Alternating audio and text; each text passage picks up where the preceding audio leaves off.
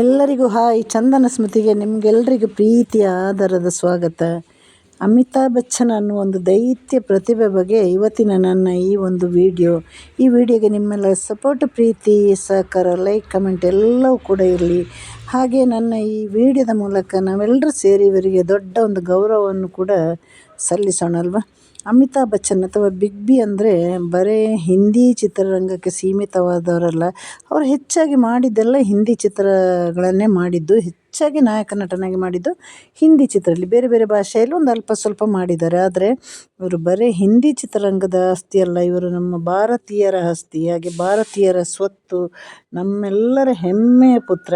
ಇವರು ಹುಟ್ಟಿರೋದು ಅಕ್ಟೋಬರ್ 11, 1942 ಹುಟ್ಟಿದರು. ಇವರು ಇತಿಹಾಸದ ನಂತರದಲ್ಲಿ ಇವರ ಒಂದು ವೃತ್ತಿ ಜೀವನದಲ್ಲಿ ಇತಿಹಾಸದಲ್ಲಿ ಬಹಳ ಶ್ರೇಷ್ಠ ಹಾಗೂ ಅತ್ಯಂತ ಸಾಧನೆಗೈದ ಯಶಸ್ವಿ ನಟರಲ್ಲಿ ಗಣ್ಯ ಸ್ಥಾನ ಪಡೆದವರು ಅಂದರೆ ನಮ್ಮ ಅಮಿತಾಬ್ ಬಚ್ಚನ್ ಸರ್. 5-6 ದಶಕಗಳ ಕಾಲ ಮಧ್ಯೆ ಒಂದು 90ರಿಂದ 2000ವರೆಗೆ ಅವರು ಗ್ಯಾಪ್ ತಗೊಂಡಿದ್ದರು. ಪೂರ್ಣ ಪ್ರಮಾಣದ ಗ್ಯಾಪ್ ಅಲ್ಲ, ಸ್ವಲ್ಪ ಅಭಿನಯ ಮಾಡಿದ್ರೂ ಒಂದು 90ರಿಂದ 2000 ತನಕ ಅವರು ಚಿತ್ರರಂಗದಿಂದ ಸ್ವಲ್ಪ ದೂರನೇ ಇದ್ದರು. ಅದು ರಾಜಕೀಯ ಕಾರಣ ಇರ್ಬೋದು, ಅವರ ಆರೋಗ್ಯ ಸಮಸ್ಯೆನೂ ಇರ್ಬೋದು. ಅನಂತರ ಅವರು ಬಂದರು ನೋಡಿ, 2000 ನಂತರ ಬಂದದ್ರಲ್ಲಿ ಅವರು ಒಳ್ಳೊಳ್ಳೆ ಚಿತ್ರಗಳನ್ನು ಕೊಟ್ಟು ಒಂದಷ್ಟು ಪ್ರಶಸ್ತಿಗಳನ್ನು ಕೂಡ ಗೆದ್ದರು.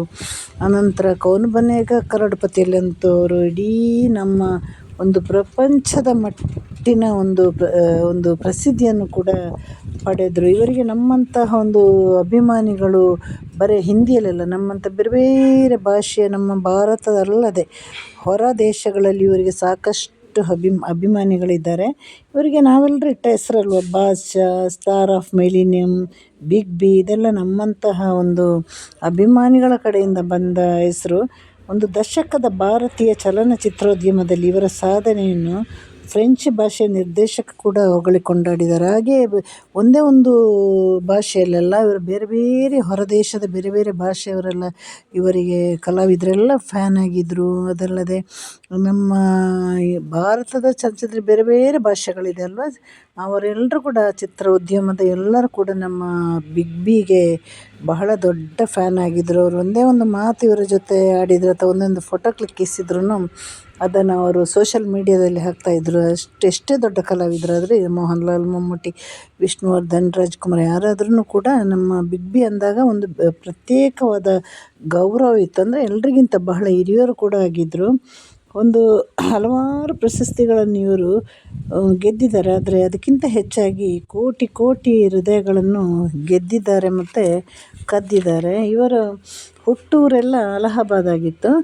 ಇವರು ಕಾಲೇಜ್ ಓದಿರೋದು ಉತ್ತರಾಖಂಡಲ್ಲಿ. ನಂತರದ ವಿದ್ಯಾಭ್ಯಾಸ ಎಲ್ಲ ದೆಹಲಿಯ ವಿಶ್ವವಿದ್ಯಾಲಯದಲ್ಲಿ ಮುಗಿಸಿದರು. ಯಾಕಂದರೆ ಇವರ ಪೇರೆಂಟ್ಸ್ ಕೂಡ ವಿದ್ಯಾವಂತರಾಗಿದ್ದರು. ಇವರ ತಂದೆ ಒಬ್ಬರು ಒಳ್ಳೆಯ ಕವಿಯಾಗಿದ್ದರು.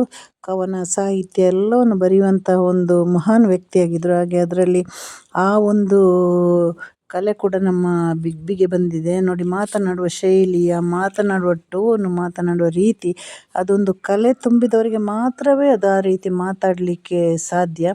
ನಿರಂತರವಾಗಿ ಒಂದು ಕೌನ್ ಬನೇಗಾ ಕರೋಡ್ಪತಿ ಅನ್ನೋ ಒಂದು ಅತ್ಯಂತ ದೊಡ್ಡ ರಿಯಾಲಿಟಿ ಶೋದಲ್ಲಿ ಅವರು ಇವತ್ತು ಅದರ ಮುಖ್ಯ ನಿರೂಪಕರಾಗಬೇಕಂದ್ರೆ ಅವರಿಗೆ ಮಾತಾಡುವ ಕೌಶಲ್ಯ ಕೂಡ ಆಗಿತ್ತು. ಅದರಲ್ಲಿ ಒಂದು ಸಲ ಮಾತ್ರ ಅದೇನೋ ಇವರ ಆರೋಗ್ಯ ಸಮಸ್ಯೆಯಿಂದ ಶಾರುಖ್ ಖಾನ್ ಬಂದಿದ್ದಾರೆ. ಬಿಟ್ಟರೆ ನಿರಂತರವಾಗಿ ಅಂದಿನಿಂದ ಇಂದಿನ ತನಕ ಎಲ್ಲ ಸೀಸನಲ್ಲಿ ನಮ್ಮ ಅಮಿತಾಬ್ ಅವರೇ ಅದನ್ನು ನಡೆಸ್ಕೊಂಡು ಹೋಗಿದ್ದಾರೆ.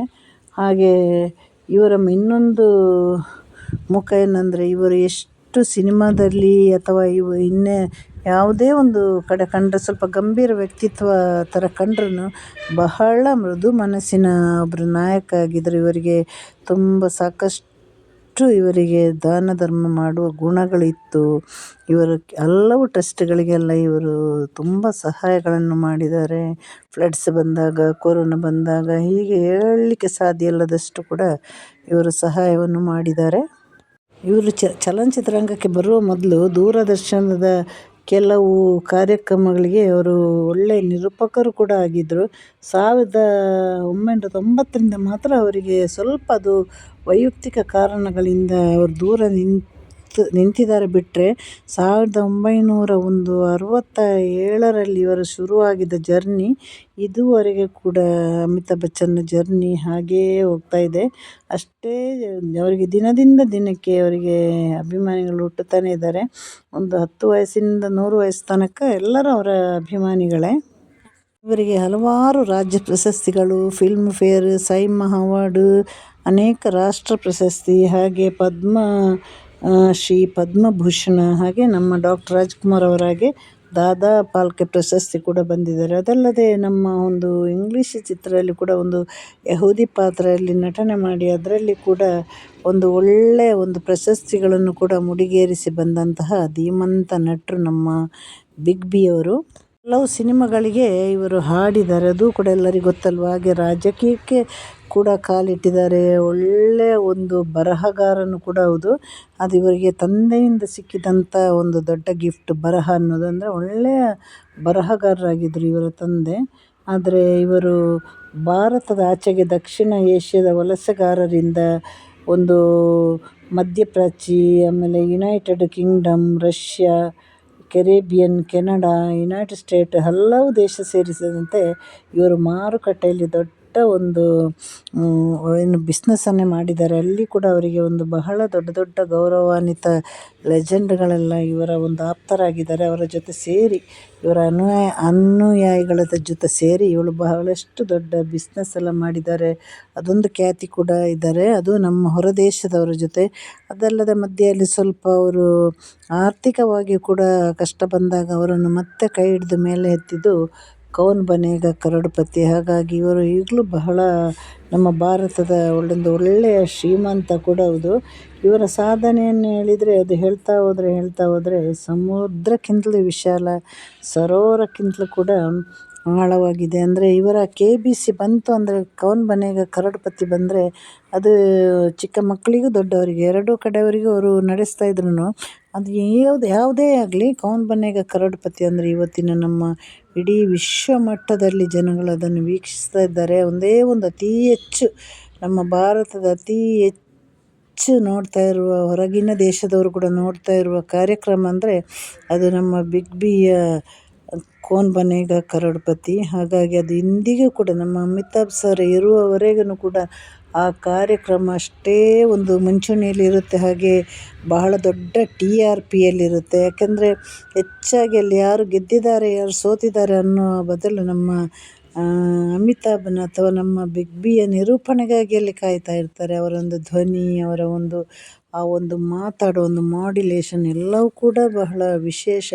ಅದು ಎಲ್ಲರಿಂದ ಸಾಧ್ಯನೇ ಇಲ್ಲ. ಅನಂತರ ಅದು ಬಿಗ್ ಬಿ ಯಾವಾಗ ನಿರೂಪಕರಾಗಿ ಬಂದರು ಅನಂತರ ಎಲ್ಲ ಕೂಡ ನಟರು ಕರೆದಾಗ ಬೇಗನೆ ಈ ಒಂದು ರಿಯಾಲಿಟಿ ಶೋಗೆ ನಿರೂಪಕರಾಗಲಿಕ್ಕೆ ಕೂಡ ಅವರು ಒಪ್ಪಿದರು. ಯಾಕಂದರೆ ಅಷ್ಟು ದೊಡ್ಡ ಒಂದು ಲೆಜೆಂಡೇ ಒಂದು ಸಾಮಾನ್ಯ TV ಚಾನಲಲ್ಲಿ ನಿರೂಪಕರಾಗಿ ಬರುವಾಗ ಇನ್ನು ನಮ್ಮಂಥವ್ರಿಗೆ ಏನು ಅಂತ. ಹಾಗೆ ಹಲವಾರು ಕಾರ್ಯಕ್ರಮಗಳಿಗೆ ಒಂದು ಸ್ಫೂರ್ತಿ ಅಂದರೆ ನಮ್ಮ ಹಿಂದಿಯ ಬಿಗ್ ಬಿ ನಡೆಸ್ತಿದ್ದ ಕೌನ್ ಬನೇಗಾ ಕರೋಡ್ಪತಿ. ಅದು ಇವತ್ತು ನಿನ್ನೆದಲ್ಲ, ಸಾಮಾನ್ಯವಾಗಿ ಅದಕ್ಕೆ ಒಂದು 25 ವರ್ಷನೇ ಆಯಿತು ಅಂತ ಹೇಳ್ಬೋದು. ಯಾಕಂದರೆ ನಾವೇ ನೋಡ್ತಾ ಇದ್ದಿದ್ದು ಆಗಲೇ ನಮಗೆ ಒಂದಷ್ಟು ಇಷ್ಟದ ಕಾರ್ಯಕ್ರಮ ಆಗಿತ್ತು. ನಂತರದಲ್ಲಿ ಬೇರೆ ಬೇರೆ ಭಾಷೆಯಲ್ಲಿ ಬೇರೆ ಬೇರೆ ರೀತಿಯಲ್ಲೆಲ್ಲ ರಾಜ್ಯದಲ್ಲಿ ಬರಲಿಕ್ಕೆ ಶುರು ಆದ್ರೂ ಇದಕ್ಕೆ ಆ ಒಂದು ಏನು ಹೇಳೋದು ಘನತೆಯನ್ನು ಈಗಲೂ ಕೂಡ ಹಾಗೆ ಉಳಿಸ್ಕೊಂಡಿದೆ ಕೌನ್ ಬನೇಗಾ ಕರೋಡ್ಪತಿ. ಅದು ನಮ್ಮ ಬಿಗ್ ಬಿಯ ಮೂಲಕ. ಇನ್ನೂ ಕೂಡ KBC ಕಾರ್ಯಕ್ರಮ ನಡೀತಾನೇ ಇರಬೇಕು. ದೇವರು ಅವರಿಗೆ ಅಷ್ಟು ಆರೋಗ್ಯ ಕೂಡ ಕೊಡಬೇಕು. ಯಾಕಂದರೆ ನಮ್ಮ ಕೋಟ್ಯಾಂತರ ಜನಗಳು ಇಷ್ಟಪಡುವಂತಹ ಒಂದು ಕಾರ್ಯಕ್ರಮ. ನಂತರ ಶೋಲೆ ಸಿನಿಮಾ ಇವರದ್ದು ಯಾರಾದರೂ ಮರೀಲಿಕ್ಕಾಗುತ್ತಾ? ಆ ಶೋಲೆ ಸಿನಿಮಾ ಕೂಡ ಹಾಗೆ ಕೆಲವರು ಅಂದಿನ ಸಮಯದಲ್ಲಿ, ಕೆಲವರಂತಲ್ಲ ನಮ್ಮ ಅಪ್ಪನೇ ತಗೊಂಡಾಗ ಒಂದು 10-20 ಸಲ ನೋಡಿದ್ರಂತೆ. ಅಂದಿನ ಸಿನಿಮಾ ಅವರದ ಶೋಲೆಯಿಂದಲೇ ಅವರು ಇಷ್ಟು ಫೇಮಸ್ ಆಗಲಿಕ್ಕೆ ಕಾರಣ. ಆಮೇಲೆ ಅಂದಿನ ಸಮಯದಲ್ಲಿ ಒಂದೊಂದು ಒಳ್ಳೊಳ್ಳೆ ಹಾಡುಗಳು ಕೂಡ ಇವರಿಗೆ ಸಿಕ್ಕಿತ್ತು. ಇವರ ಒಂದು ಅಜಾನುಬಾಹು ಶರೀರ ಎಲ್ಲ ಪಾತ್ರಗಳಿಗೆ ಒಪ್ಪುವಂತಿತ್ತು. ಆಮೇಲೆ ಒಳ್ಳೊಳ್ಳೆ ಹಾಡುಗಳಂದರೆ ಪಾನ್ ಬನಾರಸ್ ವಾಲಾ, ತೇರಿ ಬಿಂದಿಯಾ ರೇ, ಹಾಯ್ ಹಾಯ್ ತೇರಿ ಬಿಂದಿಯಾ ರೇ, ಒಟ್ಟಲ್ಲಿ ಹೇಳ್ಬೇಕಂದ್ರೆ ನಮ್ಮ ಬಿಗ್ ಬಿ ಅವರು ನಮ್ಮ ಚಲನಚಿತ್ರರಂಗದ ದೊಡ್ಡ ಲೆಜೆಂಡ್ ಅಲ್ವಾ. ಅವ್ರು ದೊಡ್ಡ ದಿಗ್ಗಜ. ಅವರು ನಟನೆ, ಗಾಯನ, ಟಿ ವಿ ನಿರೂಪಣೆ ಮತ್ತು ಅವರು ಉಳಿಸ್ಕೊಂಡ ಒಂದು ಇಮೇಜಿಗಾಗಿ ಕೂಡ ಅವರಿಗೆ ಒಂದು ಒಳ್ಳೆಯ ಹೆಸರು ಇದೆ. ಅದಲ್ಲದೆ ವೈಯಕ್ತಿಕ ಬದುಕನ್ನು ಎಷ್ಟು ಚೆನ್ನಾಗಿ ಖಾಸಗಿಯಾಗಿ ಅವರು ಇಟ್ಕೊಂಡಿದ್ದಾರೆ ಅಂದರೆ, ಅವರು ವೈಯಕ್ತಿಕ ವಿಷಯದಲ್ಲಿ ಎಲ್ಲೂ ಜನಗಳು ಸುಮ್ಮನೆ ಅದು ಇದಂತ ಸ್ಪ್ರೆಡ್ ಮಾಡ್ತಾ ಇದ್ದಾರೆ ಅಂತ ಬಿಟ್ಟರೆ, ಅವರು ಖಾಸಗಿ ಬದುಕನ್ನು ಅವರು ಖಾಸಗಿಯಾಗಿ ಇಟ್ಟಿದ್ದಾರೆ. ಅದೊಂದು ಇವರ ವಿಶೇಷತೆ. ಅವರು ಖುಷಿಯಾಗಿದ್ದಾರೆ, ಕುಟುಂಬದಲ್ಲಿ ಬಹಳಷ್ಟು ಸಂತೋಷವಾಗಿ ಇದ್ದಾರೆ. ಮೂಲತಃ ಹೆಸರು ಅಮಿತಾಬ್ ಬಚ್ಚನ್ ಆಗಿರಲಿಲ್ಲ. ಇವರಿಗೆ ಇಂಕಿಲಾಬ್ ಶ್ರೀವಾಸ್ತವ ಅಂತ ಹೆಸರಿತ್ತು. ಯಾಕಂದರೆ ಇವರ ತಂದೆ ಖ್ಯಾತ ಕವಿ ಹರಿವಂಶ್ ರಾಯ್ ಇಟ್ಟ ಹೆಸರು. ನಂತರದಲ್ಲಿ ಅವರು ರಂಗಭೂಮಿಯಲ್ಲಿ ಒಂದು ಆಸಕ್ತಿ ಎಲ್ಲ ಬಂದ ಮೇಲೆ ನಂತರದಲ್ಲಿ ಇವರ ಹೆಸರನ್ನು ಕೂಡ ಚೇಂಜ್ ಮಾಡಿದರು. ಇವರ ಹೆಸರಿನ ಮೊದಲಿನ ಹೆಸರಿನ ರಹಸ್ಯ, ಅದು ತಂದೆ ಒಂದು ಕ್ರಾಂತಿಕಾರಿ ಮನುಷ್ಯ. ಹಾಗಾಗಿ ಅವರಿಗೆ ಇಂಕಿಲಾಬ್ ಅಂದರೆ ಅದೊಂದು ರಾಜಕೀಯಕ್ಕೆ ಸಂಬಂಧಪಟ್ಟಂಥ ಹೆಸರು. ಹಾಗಾಗಿ ಅವರ ಹೆಸರು ಇಂಕಿಲಾಬ್ ಆಗಿತ್ತು. ನಂತರದಲ್ಲಿ ಇಂಕಿಲಾಬ್ ಶ್ರೀವಾಸ್ತವ ಅಂತ ಇತ್ತು. ನಂತರದಲ್ಲಿ ಅವರನ್ನು ಅಮಿತಾಬ್ ಬಚ್ಚನ್ ಅಂತ ಮಾಡಿರೋದು. ಇವರು ಒಂದು ಮೊದಲು ಕೆಲಸನೇ ಅವರು ಒಂದು ಹಡಗಲ್ಲಿ ದಲ್ಲಾಳಿಯಾಗಿ ಕೂಡ ಕೆಲಸ ಮಾಡಿದ್ರಂತೆ.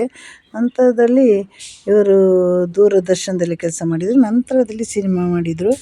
ಈಗ ನಾವೆಲ್ಲರೂ ಮೆಚ್ಚುವಂಥ ಒಂದು, ಅವ್ರು ಯಾವುದರಲ್ಲಿ ಕೆಲಸ ಮಾಡಿದ್ದಾರೆ ಅಂತ ಇಲ್ಲ ನಮಗೆ, ಒಟ್ಟಲ್ಲಿ ನಮ್ಮೆಲ್ಲರ ಒಂದು ಪ್ರೀತಿಯ big B Amitabh Bachchan sir ಅಲ್ವಾ.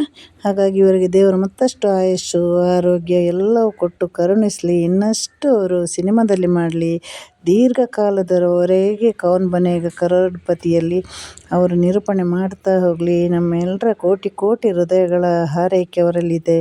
ಈ ವಿಡಿಯೋ ಇಷ್ಟ ಆದರೆ ಲೈಕ್ ಮಾಡಿ, ಕಮೆಂಟ್ ಮಾಡಿ, ಶೇರ್ ಮಾಡಿ, ತಪ್ಪಾದರೆ ತಿದ್ದಿ. ಮತ್ತೊಂದು ಹೊಸ ವಿಡಿಯೋದೊಂದಿಗೆ ನಾನು ಬರ್ತೀನಿ. ಎಲ್ರಿಗೂ ಟಾಟಾ, ಬಾಯ್, ಸಿ ಯು, ಟೇಕ್ ಕೇರ್.